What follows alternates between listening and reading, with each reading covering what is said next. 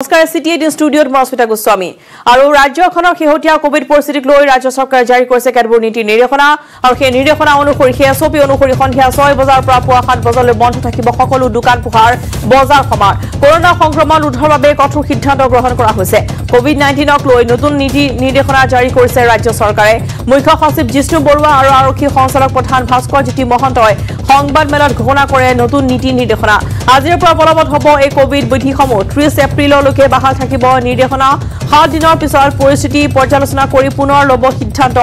mask নিপিন্ধিলে ভৰিব লাগিব 1000 টকাৰ জৰিমনা ৰাজহুৱা স্থানত থু পেলালেও ভৰিব লাগিব 1000 টকাৰ জৰিমনা জিলা প্ৰশাসনৰ অনুমতি লৈ পাতিব লাগিব অনুষ্ঠান 400 জন বা 50%তকৈ অধিক লোক গোট খাব নোৱাৰিব 100ৰো অধিক কোভিড ৰোগী থকা জিলাতহে এই বিধি প্ৰযোজ্য হ'ব বন্ধ ঘৰত থকা আসনৰ 50%হে অনুমতি দিয়া হৈছে কোনো অনুষ্ঠানতে থিয় হৈ থকাৰ অনুমতি নাই বিয়া সভাহত 100 জন লোকৰ অনুমতি দিয়া হৈছে স্বীকৃত 20 জন লোক উপস্থিত থাকিব পাৰিব ফ্ৰণ্টলাইন ৱৰ্কাৰৰ তালিকাত শিক্ষক সাংবাদিক আৰক্ষীকো তালিকাত অন্তৰ্ভুক্তৰ বাবে কেন্দ্ৰক আবেদন জনোৱা হৈছে উপাসনা থলীত প্ৰতি ঘণ্টাত 20 জন লোকৰ হে প্ৰৱেশৰ অনুমতি প্ৰদান কৰা হৈছে বৃহৎ উপাসনা থলীত 50 জন লোকৰ হে প্ৰৱেশৰ অনুমতি চৰকাৰী বেচৰকাৰী কাৰ্যালয়ৰ বাবে বিশেষ নিৰ্দেশনা জাৰি কৰা হৈছে ঘৰৰ পৰা কাম কৰাৰ ক্ষেত্ৰত উৎসাহ যোগোৱা হ'ব বিষয়াৰ বাহিৰে 50% কৰ্মচাৰীকে কাৰ্যালয়ত অনুমতি দিয়া হৈছে জৰুৰীকালীন সেৱাৰ ক্ষেত্ৰত এই নিয়ম প্ৰযোজ্য নহয় গৰ্ভৱতী মহিলা কৰ্মচাৰী ঘৰৰ পৰা কাম কৰাৰ অনুমতি 5 বছৰতকৈ সৰু সন্তান থকা মহিলাকো ঘৰৰ পৰা কাম কৰাৰ অনুমতি প্ৰদান কৰা হৈছে কৰ্মক্ষেত্ৰত সামাজিক দূৰত্ব বিধি মানি চলিব লাগিব প্ৰৱেশ প্ৰস্থান দুৱাৰত thermal screening hand wash sanitiser থাকিব লাগিব কৰ্মস্থলীত আৰু কৰ্মস্থলী চেনিটাইজেশ্যন কৰিব লাগিব সকলো শিক্ষানুষ্ঠানকে ভাৰ্চুৱেল ব্যৱস্থা প্ৰয়োগৰ পৰামৰ্শ দিয়া হৈছে শিক্ষানুষ্ঠানত এদিনত 50% শিক্ষাৰ্থী উপস্থিত থাকিব পাৰিব স্কুল কৰ্তৃপক্ষই শ্ৰেণীৰ সময় সলনি কৰিব পাৰিব যাতে একে সময়তে কম সংখ্যক ছাত্ৰ ছাত্ৰীহে উপস্থিত থাকে শিক্ষানুষ্ঠানত কোনো সভা পাতিব নোৱাৰিব প্ৰাথমিক পৰ্যায়ত অনলাইন ক্লাছৰ অগ্ৰাধিকাৰ দিয়াৰ পৰামৰ্শ শিক্ষা বিভাগে বিতং নীতি নিৰ্দেশনা জাৰি কৰিব ৰাজহুৱা পৰিবহণৰ ক্ষেত্ৰতো কেতবোৰ নতুন নিৰ্দেশনা জাৰি কৰা হৈছে সকলো ৰাজহুৱা পৰিবহণ কৰ্তৃপক্ষই কোভিড বিধি মানি চলিব লাগিব অটো ৰিক্সা টেক্সি ড্ৰাইভাৰৰ উপৰি দুজন যাত্ৰীকে উঠাব পাৰিব বাছত 50% যাত্ৰীকে উঠোৱাৰ অনুমতি বাছত থিয় হৈ যাত্ৰা কৰিব নোৱাৰিব যাত্ৰীসকলে সকলো যাত্ৰীয়ে মাস্ক পিন্ধাটো বাধ্যতামূলক ৰাজহুৱা স্থানত সকলোকে মাস্ক পিন্ধাটো বাধ্যতামূলক কৰা হৈছে দোকানৰ ভিতৰত 5 জন লোকৰহে প্ৰৱেশৰ অনুমতি বাহিৰৰ গ্ৰাহকৰ বাবে দোকানীয়ে 6 ফুট দূৰত্বৰ বিধিৰ ব্যৱস্থা কৰিব লাগিব দোকানী আৰু গ্ৰাহকে মাস্ক হেণ্ড গ্লোভছ পৰিধান কৰাটো বাধ্যতামূলক এই বিধি মানি নচলিলে দোকানীৰ বিৰুদ্ধে ব্যৱস্থা গ্ৰহণ কৰিব প্ৰশাসনে কোভিড বিধি মানি সেলুন পাৰ্লাৰ খুলিব পাৰিব উদ্যোগ প্ৰতিষ্ঠান চাহ বাগিচাত কোভিড বিধি মানি চলিব লাগিব এই বিধি অমান্য কৰা লোকৰ বিৰুদ্ধে দুৰ্যোগ প্ৰশমন আইনৰ অধীনত ব্যৱস্থা লোৱা হ'ব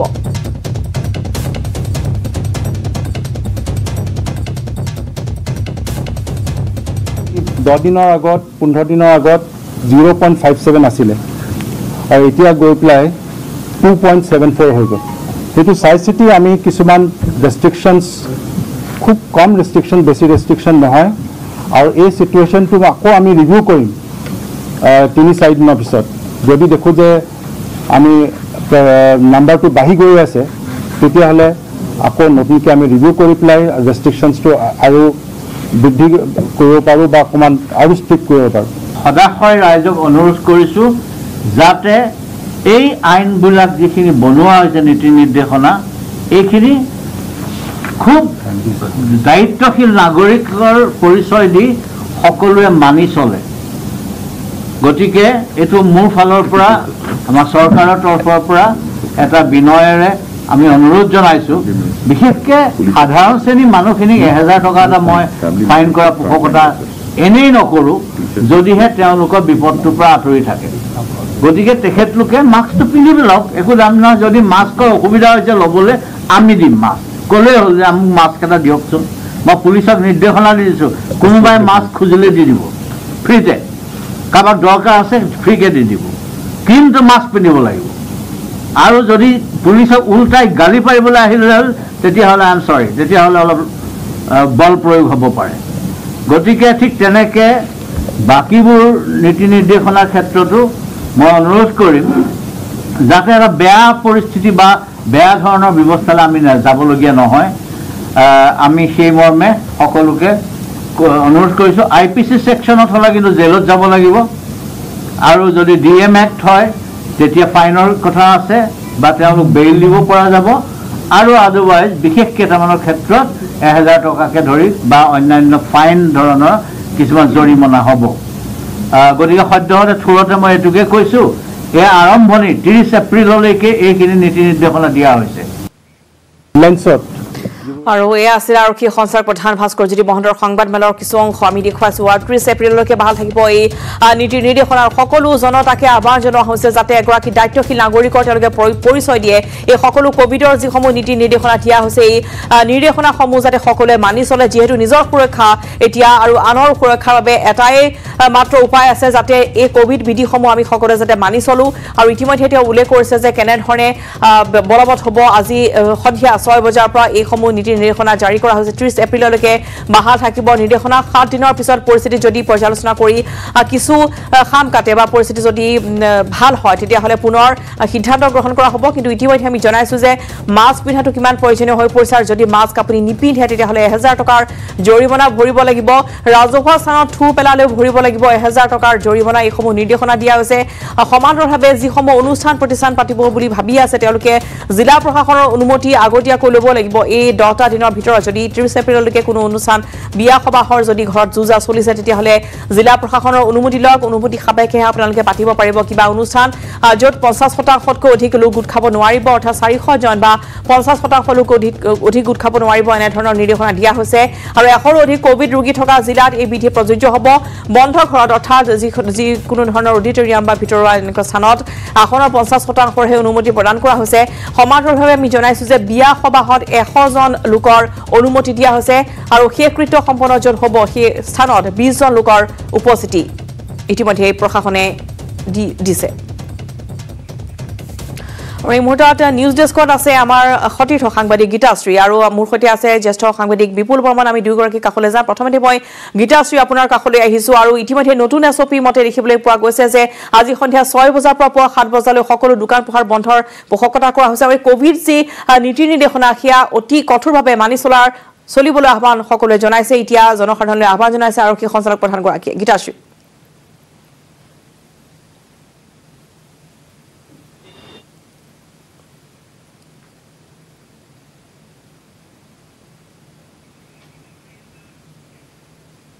গীতাশ্ৰীৰ কাষলৈ আমি যাম আমি পুনৰ গীতাশ্ৰীৰ সৈতে সংযোগ স্থাপন কৰিম কিন্তু বিপুল বৰ্মন আছে আমাৰ সৈতে জ্যেষ্ঠ সাংবাদিক বিপুল আপোনাৰ কাষলৈ আহিছো বিপুল বৰ্মন আজি সংবাদমেলৰ জৰিয়তে ইতিমধ্যে সকলো জনসাধাৰণকে এই কোভিডৰ যিসমূহ নীতি নিৰ্দেশনা কঠোৰভাৱে মানি চলাৰ আহ্বান জনোৱা হৈছে আপোনাৰ পৰা অধিক জানিব বিচাৰিছো বিপুল চাওক আমি কিছুদিন আগতে যি প্ৰথম পৰ্যায়ৰ বুলি কৈছোঁ মই কোভিডৰ সৈতে আমি যুদ্ধ শেষ কৰিছিলোঁহে তাৰপিছত আকৌ ছেকেণ্ড ৱেভৰ কোভিড আহি পালে এতিয়া যদি আমি ইয়াৰ 21 মাৰ্চৰ কথা কওঁ তেতিয়াহ'লে 25 জন মাত্ৰ কোভিড আক্ৰান্ত হিচাপে চিহ্নিত হৈছিলে কিন্তু এতিয়া এমাহৰ ভিতৰত যোৱাকালিলৈকে এতিয়া 1365 জন কোভিড মহামাৰী ৰোগত তেওঁলোক আক্ৰান্ত হৈছে আৰু তাৰ বাবে আজি যি ধৰণে আমাৰ মুখ্য সচিব জিষ্ণু বৰুৱা ডাঙৰীয়া হওক বা DGP ডাঙৰীয়া হওক তেখেতসকল সকলোৱে সংবাদমেল অনুষ্ঠিত কৰিছে বা টিভিত তেখেতসকলৰ প্ৰতিক্ৰিয়া প্ৰকাশ কৰিছে ৰাজ্য চৰকাৰৰ ফালৰ পৰা SOPৰ জৰিয়তে যিবোৰ নিয়ম বান্ধি দিছে সেইখিনি আপুনি কৈছে যে যেনেধৰণে ধৰক চিটি বাছত কোনো থিয় হৈ লোক যাব নোৱাৰিব বা আজি সন্ধিয়াৰ পৰা 30 এপ্ৰিল পৰ্যন্ত আপোনাৰ 6 বজাৰ পৰা গধূলি 6 বজাৰ পৰা পুৱা 7 বজালৈকে আপোনাৰ দোকান পোহাৰ শ্বপিং মল সকলোবিলাক বন্ধ থাকিব কোনো ধৰণৰ লকডাউনৰ কথা এতিয়া ভবা নাই বা নৈশ সান্ধ্য কথা ভবা নাই বুলি কৈছে কিন্তু তাৰোপৰি ধৰক কোনোবা যদি লোক মৃত্যু হয় কোভিডত নহয় কোনো জেনেৰেলি যদি সাধাৰণভাৱে কোনো লোকৰ মৃত্যু হয় তেনেহ'লে তেওঁলোকক অন্ত্যেষ্টিক্ৰিয়াৰ সময়ত 20 জন লোক যাব পাৰিব বা তেনেধৰণে মন্দিৰৰ কথা কৈছে যে মন্দিৰত সীমিত সংখ্যক লোক যাব পাৰিব স্কুলত 50% ষ্টুডেণ্ট যাব পাৰিব তাকো ক্লাছ 6ৰ পৰা ক্লাছ 10লৈকে আৰু যিবিলাকত ধৰক আজি বহুকেইখন গুৱাহাটী মহানগৰীৰ স্কুল ইতিমধ্যে বন্ধ হৈ গ'ল বা বহুবোৰ বেংক আজি আমি দেখিছিলোঁ যে গুৱাহাটী মহানগৰীৰ কেইবাটাও বেংক চেনিটাইজ কৰি আছে বা তেওঁ বন্ধ কৰি দিছে এইকাৰণেই যে সেই বেংকসমূহত বহু লোকক কৰ্মচাৰীক ইতিমধ্যে ক'ভিড পজিটিভ পোৱা হৈছিলে আৰু ইতিমধ্যে যিটো প্ৰাইমাৰী স্কুলৰ ক্ষেত্ৰত পঞ্চম শ্ৰেণীলৈকেতো স্কুল সম্পূৰ্ণৰূপে বন্ধ ৰাখিছেই গতিকে এই ধৰণে এতিয়া দ্বিতীয় পৰ্যায় ছেকেণ্ড ৱেভৰ ক'ভিডৰ বিৰুদ্ধে যুঁজ দিবৰ বাবে আমি সকলোৱে সাজু হৈছোঁ কাৰণ আমি দেখিছোঁ যে দেশৰ প্ৰাক্তন প্ৰধানমন্ত্ৰী ডক্টৰ মনমোহন সিঙৰ পৰা আৰম্ভ কৰি অৰবিন্দ কেজৰিৱালৰ পত্নীৰ পৰা আৰম্ভ কৰি দেশৰ বহু লোক সাংবাদিক বা মন্ত্ৰী প্ৰাক্তন মন্ত্ৰী এই ধৰণৰ যথেষ্ট লোক তেওঁলোকে সকলোৱে ফ্ৰণ্টলাইনৰ সকলোৱে এই ধৰণে ক'ভিড ৰোগত আক্ৰান্ত হৈছে আৰু এতিয়া মাজতে আমাৰে ভাল বুলি ক'ব লাগিব যে আমি নিৰ্বাচন খুব সুন্দৰভাৱে সকলোৱে পাতিব পাৰিলে বা নিৰ্বাচনত অংশগ্ৰহণ কৰিব পাৰিলে কিন্তু এতিয়া যিহেতু হিমন্ত বিশ্ব শৰ্মাই সংবাদমেল অনুষ্ঠিত কৰি কৈছিলে যে 3 তাৰিখৰ বা 3 এপ্ৰিলৰ পৰা আমাৰ অসমত বেছিকৈ ক'ভিড সংক্ৰমণ হৈছিলে আৰু এতিয়া সেই ভয়াৱহ ৰূপ ধাৰণ কৰিছে গতিকে আমি সকলোৱে আমি চেনিটাইজ ব্যৱহাৰ কৰিব লাগিব মাস্ক পৰিধান কৰিব লাগিব দূৰত্ব বজাই ৰাখিব লাগিব গতিকে এনেধৰণৰ কৰি যোৱাবাৰ আমি যেনেকৈ ক'ভিডৰ বিৰুদ্ধে জয় হৈছিলোঁ তেনেধৰণে জয় হ'ব লাগিব ৰাজ্য চৰকাৰৰ স্বাস্থ্য বিভাগে NHMৰ জৰিয়তে সৰুসজাই হওক নেহেৰু ষ্টেডিয়াম হওক বা সেইফালে আমিনগাঁৱে হওক বা শিঙিমাৰী বিভিন্ন ধৰণৰ জখমা হস্পিটেল ইত্যাদি তেওঁ সকলোৱে সাজু কৰিছে যে ক'ভিড ৰোগী যদি কোনোবা পজিটিভ হয় তেনেহ'লে তেওঁলোকক লৈ যোৱা হ'ব সেই চিকিৎসালয়সমূহলৈকে আৰু এটা কথা এই ক্ষেত্ৰতে জনাওঁ যে অসম অলিম্পিক সন্থাই তেওঁলোকে 22 তাৰিখে প্ৰায় 100জনতকৈ অধিক লোক ক্ৰীড়া সংগঠক হওক খেলুৱৈ হওক যিসকলৰ প্ৰথমতে প্ৰাধান্য দিব যে 45 বছৰতকৈ যিসকল লোকৰ বেছি বয়স হৈছে তেওঁলোকক নেহেৰু ষ্টেডিয়ামৰ প্ৰাংগণতে তেওঁলোকক টীকাকৰণ কৰা হ'ব ক'ভিডৰ ভেকচিন দিব গতিকে এই ধৰণে এতিয়া সকলোৱে সাজু হৈছে যে ক'ভিডক কি ধৰণে প্ৰতিহত কৰিব পাৰি আৰু SOPৰ জৰিয়তে মই পুনৰবাৰ কৈছোঁ যে লকডাউন বা সান্ধ্য আইনৰ কোনো কথা এতিয়ালৈ চৰকাৰে ঘোষণা কৰা নাই তেনেকুৱা ধৰণৰ ৰিউমাৰ্ছ ওলালে সকলোৱে মনত ৰাখিব যে তেনেকুৱা কথা নাই মাত্ৰ এটা কথা যে সন্ধিয়া 6 বজাৰ পৰা পুৱা 7 বজালৈকে দোকান পোহাৰ আপুনি সকলো এইখিনিৰ মাজতে ৱাইন শ্বপে হওক বা সাধাৰণ দোকানে হওক সকলোবোৰ বন্ধ থাকিব কিন্তু বাছ চলাচল বা যাতায়াত চলাচলৰ ক্ষেত্ৰত বন্ধ কৰাৰ কথা কোনো জনোৱা নাই কিন্তু সকলোৱে যদি স্কুটাৰ আৰোহীয়ে হওক বা বাছত উঠা মানুহে হওক সাধাৰণভাৱে পদচাৰী হওক সকলোৱে কিন্তু মাস্ক পৰিধান কৰিব লাগিব এইটো 100% আৰু ইতিমধ্যে বিভিন্ন স্থানত অসম আৰক্ষীয়ে বা বিভিন্ন ধৰণৰ লোকে তালাচী চলাই আছে ৰশ্মিতা নিশ্চয় বিপুল আৰু যদি আচলতে এতিয়া সান্ধ্য আইনৰ কথা ওলোৱা নাই বা লকডাউনৰ কথা ভবা হোৱা নাই কিন্তু যদি আমি নিজে সাৱধান নহওঁ বা জনসাধাৰণ যদি সাৱধান নহয় এসপ্তাহৰ পিছত পুনৰ পৰ্যালোচনা কৰাৰ কথা উল্লেখ কৰিছে যদি পৰিস্থিতি পুনৰ বিষম ৰূপ ধাৰণ কৰে তেনেধৰণৰ পৰিস্থিতি অহাৰ কিন্তু সম্ভাৱনীয়তা আছে হয় আপুনি সঠিক কথা কৈছে আজি দেশৰ কেইবাখনো ৰাজ্যত ইতিমধ্যে লকডাউন আৰম্ভ কৰিছে বা সান্ধ্য আইন আৰম্ভ হৈছে গতিকে আমি সকলোৱে যদি সজাগ নহওঁ আমি আগতে আমি যোৱাবাৰ প্ৰথম পৰ্যায়ত কিছু ভুল কৰিছিলোঁ আমি বজাৰ সমাহৰ বহু লোক সমাগম হৈছিলোঁ যাৰ বাবে আমাৰ বেছি বিয়পিছিলে এই ক'ভিড সংক্ৰমণটো আৰু তাৰ বাবে লকডাউন দিবলগীয়া এক পৰিস্থিতিৰ সৃষ্টি হৈছিল প্ৰথমতেতো কেইঘণ্টামানৰ কাৰণে লকডাউন দিছিল কিন্তু পিছলৈকে আপোনাৰ টোটেল লকডাউন হৈছিলে কিন্তু যাতে এইবাৰ তেনেকুৱা এটা পৰিস্থিতিৰ সৃষ্টি নহওক তাৰ আগে এইবাৰৰ যিটো ক'ভিড সাংঘাতিক ভয়ানক বা ভয়াৱহ নহয় কিন্তু তথাপিও যিটো UK চিমটম আছে বুলি কৈছে গতিকে আমি সকলোৱে মাৰবান্ধি থিয় হ'ব লাগিব ক'ভিডৰ বিৰুদ্ধে যুঁজ দিবলৈ আমি আচলতে নিজে সজাগ আৰু সচেতন হৈ থাকিব লাগিব আৰু ভাল কথা এটা যে প্ৰাইমাৰী স্কুলৰ ষ্টুডেণ্টসকলৰ স্কুল বন্ধ আছে কিন্তু 6ষ্ঠ শ্ৰেণীৰ পৰা যিখিনি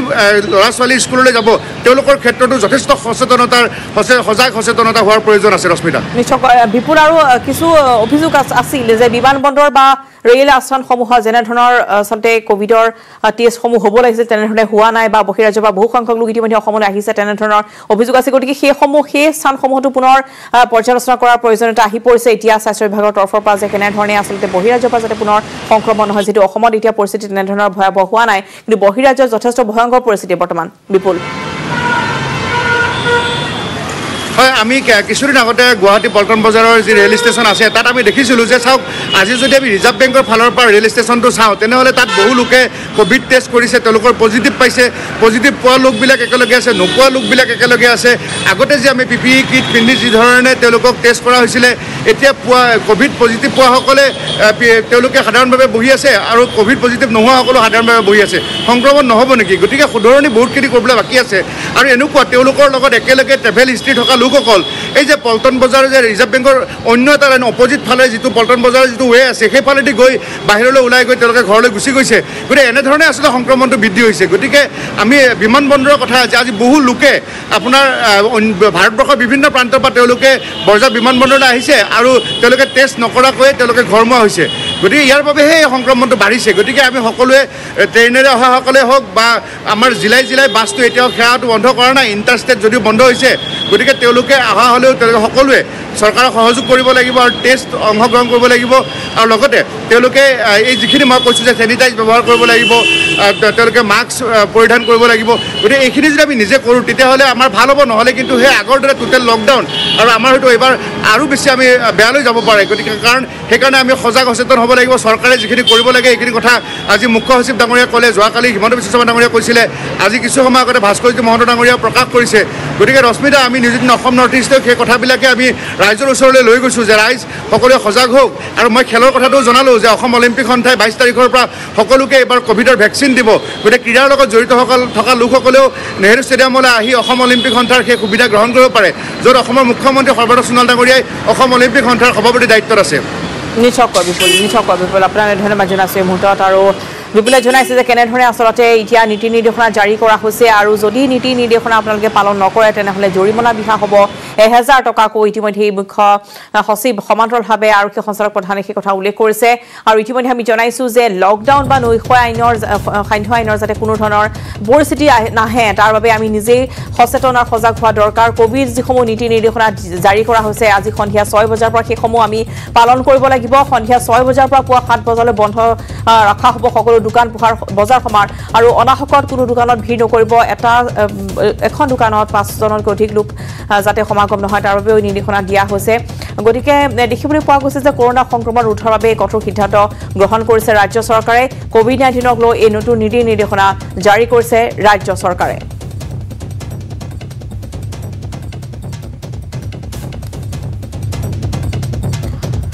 আৰু আমি এইখিনিতে জনাওঁ যে ক'ত বলবৎ হ'ব এছঅ'পি অৰ্থাৎ নীতি নিৰ্দেশনা ক'ত বলবৎ হ'ব কামৰূপ মেট্ৰত বলবৎ হ'ব এই এছঅ'পি কামৰূপ মেট্ৰত 2670 ডিব্ৰুগড়ত 448 কামৰূপ গ্ৰাম্য 445 নগাঁও 238 যোৰহাটত 198 শোণিতপুৰত 171 বৰপেটা 164 তিনিচুকীয়া 162 কাছাৰ 157 কাৰ্বি আংলং 135 বঙাইগাঁও 118 শিৱসাগৰ 117 কৰিমগঞ্জ 106 দৰং 104 হুজাই 104 আৰু গোলাঘাট 100 অৰ্থাৎ এনেধৰণে এছঅ'পি সমূহ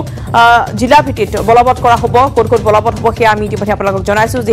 যিহেতু বৰ্তমান কোভিডৰ সংক্ৰমণ এইসমূহ স্থানত এতিয়া বৃদ্ধি পোৱা পৰিলক্ষিত হৈছে আৰু তাৰ বাবে এনেধৰণে এছঅ'পি এতিয়া জাৰি কৰা হৈছে বলবৎ হ'ব এছঅ'পি আৰু এই নীতি নিৰ্দেশনাসমূহ সকলোৱে মানি চলিবলৈ আহ্বান জনোৱা হৈছে আৰক্ষীৰ তৰফৰ পৰা আৰক্ষী সঞ্চালক প্ৰধান ইতিমধ্যে উল্লেখ কৰিছে আৰু য'ত এইসমূহ বলবৎ কৰা হ'ব সেই স্থানসমূহৰ কথা আমি উল্লেখ কৰিছোঁ যে কামৰূপ মেট্ৰ ডিব্ৰুগড় কামৰূপ গ্ৰাম্য নগাঁও যোৰহাট শোণিতপুৰ বৰপেটা তিনিচুকীয়া কাছাৰ কাৰ্বি আংলং বঙাইগাঁও শিৱসাগৰ কৰিমগঞ্জ দৰং হুজাই গোলাঘাট এইসমূহ স্থানত ইতিমধ্যে এছঅ'পি জাৰি কৰা হ'ব আৰু ইতিমধ্যে আমি জনাইছোঁ যে কোনোবাই যদি এইসমূহ নীতি নিৰ্দেশনা মানি নচলে তেতিয়াহ'লে নিজৰে বিপদ হ'ব লগতে ঘৰখনৰ বিপদ হ'ব যিহেতু বৰ্তমান যি দ্বিতীয় পৰ্যায়ৰ এই কৰোনা সংক্ৰমণ তুৰন্ত গতিত বৃদ্ধি পাবলৈ ধৰিছে যদি পৰিয়ালৰ এজনৰ হয় তেতিয়াহ'লে আন সকলৰ শৰীৰলৈও এই সংক্ৰমণ বাঢ়ি যোৱা পৰিলক্ষিত হৈছে গতিকে সকলোকে সাৱধান হোৱাৰ আহ্বান জনোৱা হৈছে জিলা প্ৰশাসনৰ তৰফৰ পৰা আৰু ইতিমধ্যে আমি জনাইছোঁ যে আজি সন্ধিয়া 6 বজাৰ পৰা বলবৎ হ'ব এই নিৰ্দেশনা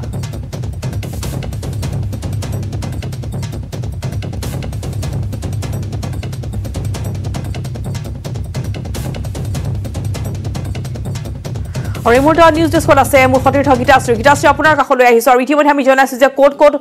এছঅ'পিসমূহ জাৰি কৰা হ'ব আৰু ইতিমধ্যে যিহেতু ভয়ংকৰ ৰূপত বৰ্তমান সমগ্ৰ দেশৰ লগতে অসমতো তুৰন্ত গতিত বৃদ্ধি পাবলৈ ধৰিছে কৰোনা সংক্ৰমণ গতিকে এতিয়া নিজকে সাৱধান বা আনকো সচেতন হোৱাৰ আহ্বান জনোৱা হৈছে আৰক্ষী সঞ্চালক প্ৰধানৰ তৰফৰ পৰা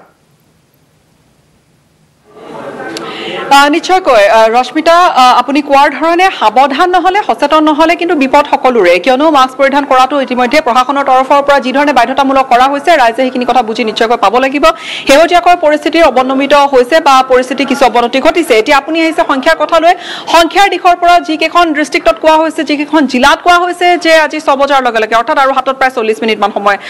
আছে য'ত 6 বজাৰ লগে লগে মাৰ্কেট প্লেচেছ ৰাজহুৱা এই বজাৰ সমাৰবোৰ বন্ধ হৈ যাব সেই জিলাকেইখন আৰম্ভণিতে কামৰূপ মেট্ৰ' ডিব্ৰুগড় কামৰূপ গ্ৰাম্য নগাঁও যোৰহাট শোণিতপুৰ বৰপেটা তিনিচুকীয়া কাছাৰ কাৰ্বি আংলং বঙাইগাঁও শিৱসাগৰ কৰিমগঞ্জ দৰঙৰ পিছত হোজাইৰ পিছত গোলাঘাটত 100 গৰাকী বৰ্তমান পজিটিভ হৈ আছে আৰু এয়া এইকেইখন জিলা 16খন জিলা আৰু এই 16খন জিলাত অধিক আছে আক্ৰান্তৰ সংখ্যা 100তকৈ বহু বেছি আছে যেনেকৈ বৰ্তমান পজিটিভ ৰোগীৰ সংখ্যা কামৰূপ মেট্ৰ প্ৰায় 2670 জন অৰ্থাৎ 2670 গৰাকী আছে একেধৰণে কামৰূপ মেট্ৰৰ পিছতে আছে ডিব্ৰুগড়ত 448 গৰাকী আছে 448 গৰাকী ডিব্ৰুগড়ত কামৰূপ গ্ৰাম্য 445 গৰাকী তাৰ পিছত নগাঁৱলৈ যদি যাওঁ নগাঁৱত বৰ্তমান 238 গৰাকী আৰু 238 হয় যোৰহাটত 198 গৰাকী শোণিতপুৰত 171 গৰাকী বৰপেটাত 164 গৰাকী তিনিচুকীয়াত 162 গৰাকী কাছাৰত 157 গৰাকী কাৰ্বি আংলঙৰ 135 গৰাকী বঙাইগাঁৱত 118 গৰাকী শিৱসাগৰত 117 গৰাকী কৰিমগঞ্জত 106 গৰাকী দৰঙত 104 গৰাকী গোলাঘাটত ইতিমধ্যে জনাইছে 100 গৰাকী হোজাইত 104 গৰাকী অৰ্থাৎ এই 16খন জিলাত 6 বজাৰ লগে লগে যিখিনি এছঅপিত উল্লেখ কৰা হৈছে সেই এছঅপি অনুসৰি মাৰ্কেট প্লেচেছ বা অন্য ধৰণৰ বজাৰ সমাৰ সকলোখিনি বন্ধ কৰা হ'ব আৰু লগতে আনখিনি কথা আজি 3 বজাৰ লগে লগে যি প্ৰশাসনৰ ফালৰ পৰা কঠোৰভাৱে কৈ দিয়া হৈছে যে কি এছঅপি কি ধৰণৰ হ'ব আচলতে মাস্ক পৰিধান কৰাটো বাধ্যতামূলক বা ক'ত 50% লোকৰ হে গ্যাদাৰিং এলাউ কৰা হ'ব বা 400 লোকৰ যি কম হয় বিয়া সবাহৰ বাবে অনুমতিৰ সৈতে 100 গৰাকী লোকক অনুমতি দিয়া হৈছে তাৰ পিছত আপোনাৰ যদি আমি কাৰোবাৰ অন্ত্যেষ্টিক্ৰিয়া প্ৰসংগলৈ যাওঁ 20 গৰাকী লোকৰ অনুমতি থাকিব এই ধৰণে আচলতে বিভিন্নখিনি দিশ স্পষ্টকৈ নীতি নিৰ্দেশনাখিনি কৈ দিয়া হৈছে স্পষ্টকৈ বান্ধি দিয়া হৈছে আৰু আমি সামগ্ৰিক পৰিস্থিতি সম্পৰ্কে যদি দৰ্শকক জনাওঁ ৰশ্মিতা আমি পুৱাৰ ভাগৰ পৰা দেখুৱাই আহিছো পৰিৱেশ কি ধৰণে কোভিড কেয়াৰ চেণ্টাৰসমূহ যি পূৰ্বতে খুব তাত বহু সংখ্যক ৰোগী তাত আক্ৰান্ত হোৱা লোক তাত ভৰ্তি হৈ আছিল সেয়া আকৌ সৰু সজায়ত আকৌ সেই ধৰণৰ তৎপৰতা দেখা গৈছে প্ৰায় 400 বিছনা এটা ফেচিলিটি এটা তৈয়াৰ কৰা গৈছে আৰু আন এটা প্ৰসংগলৈ যদি আহো ৰশ্মিতা সেয়া আন এক উল্লেখনীয় বিষয় এই যিখিনি তথ্য মই ইয়াৰ পূৰ্বে ক'লো যে কামৰূপত 2670 গৰাকী আছিল এয়া যোৱা কিছু সময় পূৰ্বে সেই যিখন সংবাদমেলৰ আয়োজন কৰিছিল ডিজিপি আৰু মুখ্য সচিবে তাত তেওঁলোকে স্পষ্ট কৰি দিছিল এয়া যোৱা 10টা দিনৰ ফিগাৰ যোৱা 10টা দিনত কিমান হৈছেগৈ দিনক দিনে আক্ৰান্তৰ সংখ্যা বাঢ়ি গৈ আছে কালি যি যোৱা 24 ঘণ্টাত গুৱাহাটী মহানগৰীকে ধৰি গোটেই অসমত প্ৰায় 1360 অধিক আছিল আক্ৰান্তৰ সংখ্যা আৰু এই ধৰণে প্ৰতি মুহূৰ্তে আক্ৰান্তৰ সংখ্যা ইয়াৰ আগৰ দিনটোত 600 অধিক আছিল অৰ্থাৎ প্ৰতি দিনে বাঢ়ি যাবলৈ ধৰিছে আক্ৰান্তৰ সংখ্যা এতিয়া মই সেই কেইখন জিলালৈ আহিছো য'ত আচলতে অধিক সাৱধান হোৱাৰ ৰাইজ প্ৰয়োজন আছে আমি 16খন জিলাৰ কথা কৈছো য'ত ইতিমধ্যে 100তকৈ অধিক ৰোগী আক্ৰান্ত বৰ্তমান তেওঁলোক চিকিৎসাধীন হৈ আছে তাৰ পিছতে সাৱধান হৈ নিশ্চয়কৈ থাকিব লাগিব নলবাৰীত 89 গৰাকী বৰ্তমান চিকিৎসাধীন হৈ আছে বা 89 গৰাকী বৰ্তমান পজিটিভ বুলি কৈছো শব্দ ধেমাজিত 85 গৰাকী আছে গোৱালপাৰাত 84 গৰাকী আছে একেধৰণে কোকৰাঝাৰত 81 গৰাকী আছে মৰিগাঁৱত 80 গৰাকী আছে অৰ্থাৎ শতকৰ ঘৰ চুবলৈ বা 100 হ'বলৈ বৰ বেছি হয়তো সময় নাই যি হাৰত সংক্ৰমণ বাঢ়িছে যদিও বা ৰাইজ সজাগ হৈছে বহুখিনি ৰাইজে মাস্ক পৰিধান কৰাটো আমি দেখিছো কিন্তু এতিয়াও একাংশ লোক হয়তো সচেতন হ'বলৈ বা এতিয়া সজাগ হ'বলৈ হয়তো বহুখিনি বাকি আছে আৰু এই কেইখন জিলা মই পুনৰ এবাৰ উল্লেখ কৰিম নলবাৰীত 98 সেই 89 কিমা কৰিব নলবাৰীত 89 গৰাকী বৰ্তমান আক্ৰান্ত আছে ধেমাজিত 85 গৰাকী কোভিড পজিটিভ আছে গোৱালপাৰাত 84 গৰাকী আছে ৰশ্মিতা কোকৰাঝাৰত 81 গৰাকী আছে মৰিগাঁৱত 80 গৰাকী আছে অৰ্থাৎ হয়তো এইকেইখন ঠাইৰ যিসকল লোক তেওঁলোকে নিজে অনুধাৱন কৰিছে যে পৰিস্থিতি কিমান বিপদলৈ গৈ আছে বাকি 16 জিলাৰ আমি কথা ইতিমধ্যে উল্লেখ কৰিছো য'ত এছঅপি ইতিমধ্যে প্ৰযোজ্য হৈছে ৰশ্মিতা পৰিস্থিতি কিছু অৱনতি ঘটিছে আৰু কালিও আমি মুখ্যমন্ত্ৰী গৰাকীক এটা আহ্বান জনোৱা দেখা গৈছিল মুখ্যমন্ত্ৰী গৰাকীক আমি দেখিছিলো যে তেওঁ কৈছিল যে লকডাউন দিবলগীয়া পৰিৱেশলৈ লৈ নাযাব বা তেনেকুৱা এটা পৰিস্থিতি নানিব এটা সাধাৰণ ৰাইজলৈ আহ্বানো জনাইছিল মুখ্যমন্ত্ৰী গৰাকীয়ে নিশ্চয়কৈ গীতাশ্ৰী আসলে লকডাউনৰ পৰিৱেশ যাতে নাহক পুনৰ 2020 বৰ্ষৰ যি বিভীষিকাময় পৰিস্থিতি আমি পাৰ কৰি গৈছো সেই পৰিস্থিতি যাতে অসমত হওক যেটো এতিয়া গীতাশ্ৰী দেখিবলৈ পোৱা গৈছে দেশৰ বিভিন্ন প্ৰান্তত এতিয়া নৈশ সান্ধ্য দিছে এতিয়া দিল্লীৰ যদি পৰিস্থিতি আমি চাওঁ গীতাশ্ৰী যাতাত অক্সিজেন মাস্কৰ অভাৱ হৈছে অক্সিজেন নোপোৱাকৈ বিচনা তেনেধৰণে আসলে ৰোগীসকলে সজ্জাগত হৈ থাকিবলগীয়া হৈছে বা বিচনা পাবলৈ অভাৱ গতিকে অসমত ভাগ্যক্ৰমে তেনেধৰণৰ পৰিস্থিতি হোৱা নাই গতিকে তেনে পৰিস্থিতি যাতে অসমত নহয় তাৰ বাবে আমি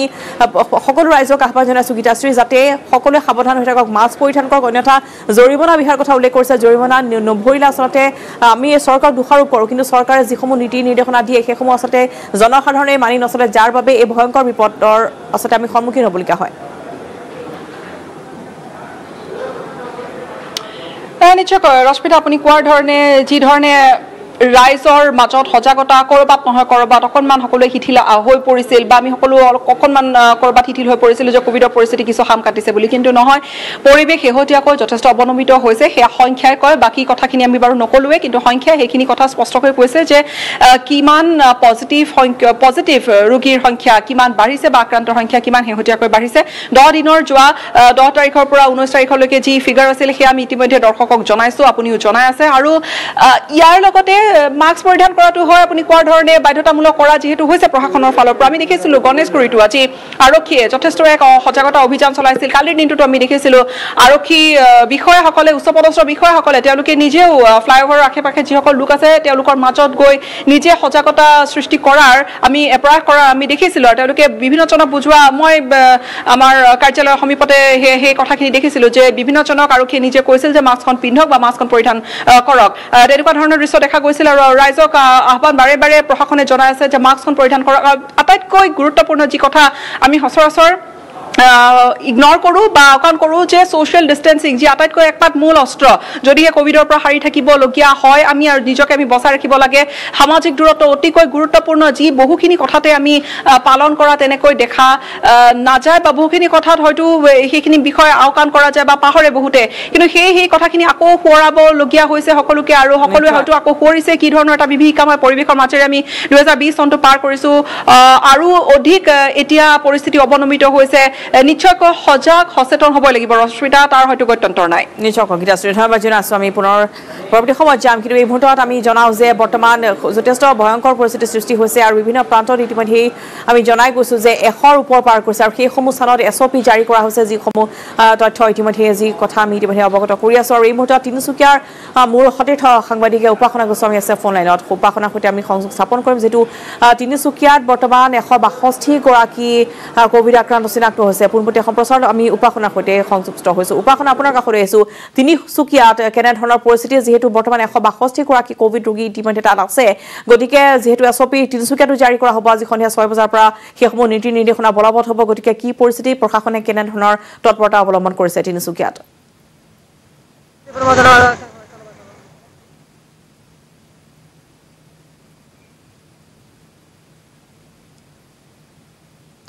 বখনাৰ সৈতে সংযোগ স্থাপন কৰিম কিন্তু ইতিমধ্যে আমি জনাওঁ যে ক'ত ক'ত বলবৎ হ'ব SOP কামৰূপ মেট্ৰত য'ত ইতিমধ্যে কোভিড আক্ৰান্তৰ সংখ্যা 2670 জন অতিক্ৰম কৰিছে অৰ্থাৎ 2670 জন ইতিমধ্যে শেহতীয়া 10 দিনৰ সেই তালিকা অনুসৰি আজি যিখন সংবাদমেল সম্বোধন কৰা হৈছে তাত ইতিমধ্যে উল্লেখ কৰা হৈছে কামৰূপ মেট্ৰত 2670 ডিব্ৰুগড় 448 কামৰূপ গ্ৰাম্য 445 নগাঁও 238 যোৰহাট 198 শোণিতপুৰ 171 বৰপেটা 164 জন তিনিচুকীয়াত 162 গৰাকী কাছাৰত 157 গৰাকী কাৰ্বি আংলঙত 135 বঙাইগাঁৱত 118 শিৱসাগৰত 117 কৰিমগঞ্জত 106 দৰং 104 হোজাইত 104 আৰু গোলাঘাটত শেহতীয়াকৈ 100 ঘৰ অতিক্ৰম কৰিছে গতিকে দেখিবলৈ পোৱা গৈছে যে নতুন যি কোভিড SOP জাৰি কৰিছে প্ৰশাসনে সেয়া যাতে সকলোৱে মানি চলে আৰু ইতিমধ্যে স্কুল বন্ধ কৰি দিয়া হৈছে প্ৰাথমিক যিসমূহ প্ৰাথমিকৰ পৰা প্ৰাথমিকলৈ পঞ্চম শ্ৰেণীলৈকে বিদ্যালয়ৰ পাঠদান বৰ্তমান স্থগিত ৰখা হৈছে অৰ্থাৎ বন্ধ কৰি দিয়া হৈছে শেহতীয়া যি পৰিস্থিতিলৈ চাই আৰু পৰৱৰ্তী নিৰ্দেশনা নিদিয়া পৰ্যন্ত তেওঁলোকে ঘৰতেই থাকি পঢ়া-শুনা কৰিব লাগিব আৰু জৰুৰীকালীন ক্ষেত্ৰতো নীতি নিয়ম প্ৰযোজ্য হ'ব তেনেধৰণৰ নিৰ্দেশনা জাৰি কৰা হৈছে য'ত ইতিমধ্যে বিবাহ অনুষ্ঠানত 100 জনৰো অধিক লোকক যাবলৈ দিয়া হোৱা নাই অৰ্থাৎ কোনো অনুষ্ঠান যদি অনুষ্ঠিত কৰে তেতিয়াহ'লে আগতীয়াকৈ প্ৰশাসনৰ অনুমতি ল'ব লাগিব আৰু লগতে যিসকলে প্ৰাইভেট সেক্টৰ বা